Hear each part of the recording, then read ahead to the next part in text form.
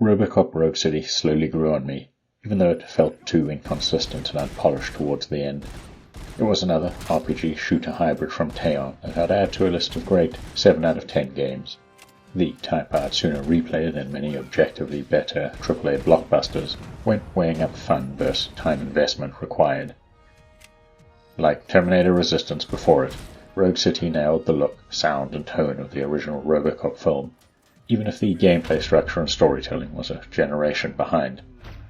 Fittingly, Unfinished Business feels like the chunky expansions you would see on PC or consoles during the 2000s. It offers a new story in a fresh setting, but it has clearly been built using the same template. It repurposes many assets, and it retreads a few set pieces. As a standalone expansion, you don't need to play Rogue City, but it gives the opening sequence more impact and provides a shared trauma that links Murphy to the new antagonist, a relationship that's fleshed out in the first exciting flashback mission.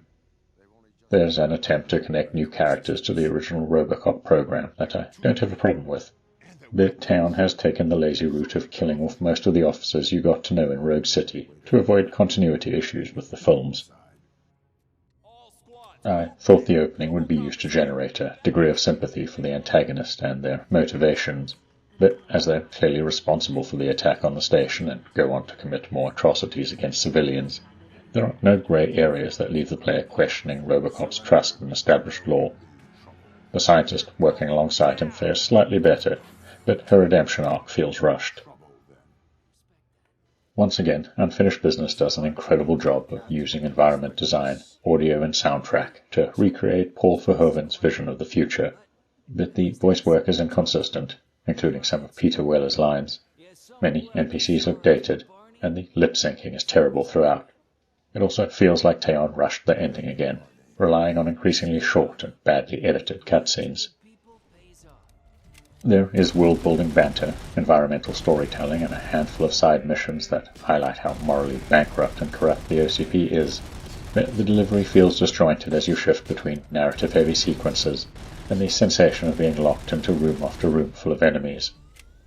There are a handful of recurring NPCs that can die or offer slightly altered conversations based on your choices, but the lack of an evolving Detroit district or Metro West hub strips out one of the best elements of Rogue City. Despite a strong start, the story begins to feel like an afterthought that was hurriedly pieced together for the ending.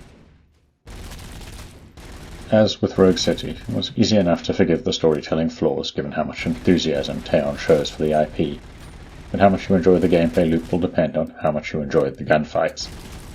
If you tackle everything on offer, aim for a high rank in each mission, and play on harder difficulties, Unfinished Business is maybe 10 hours long, a little over half the length of the base game at half the price.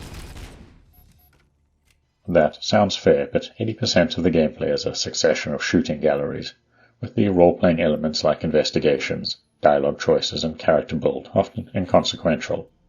Even the walk, talk, and investigate sequences, which includes 2 dull flashbacks from the perspective of other characters, are pared back in complexity. They felt like padding that added little to the overall narrative that couldn't have been covered in a brief cutscene. Part of the problem is that Unfinished Business is oppressively linear and, by virtue of the Omni Tower setting, a literal corridor shooter with limited diversity and few memorable locations. You infrequently get the chance to pick one of 2 corridors.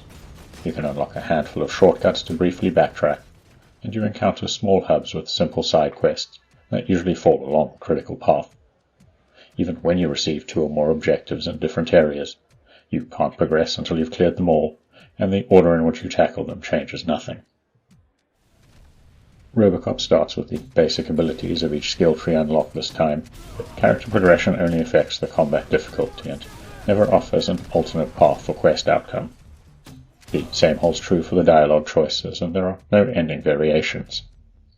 Now, Rogue City's narrative was never as divergent as it seemed, but you could shape Murphy's personality.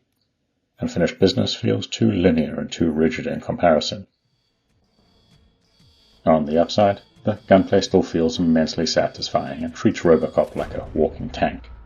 He shrugs off small caliber fire while picking out priority targets among common gangs and armored mercenary forces.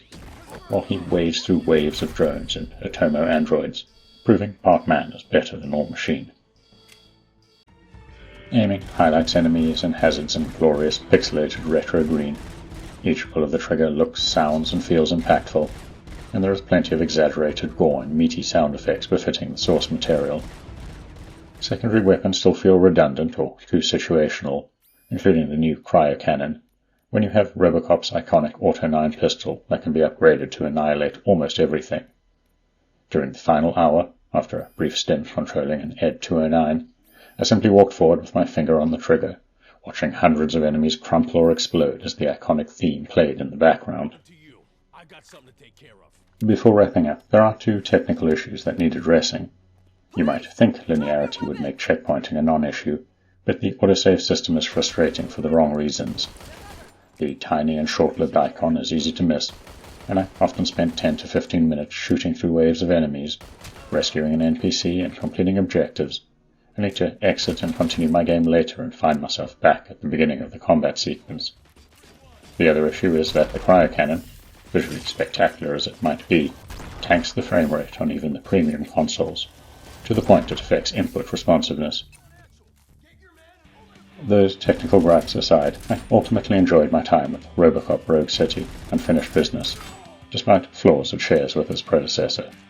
If more Robocop power fantasy is what you're after, Unfinished Business delivers with its satisfying gunplay and creative combat scenarios that spice up an otherwise repetitive gauntlet.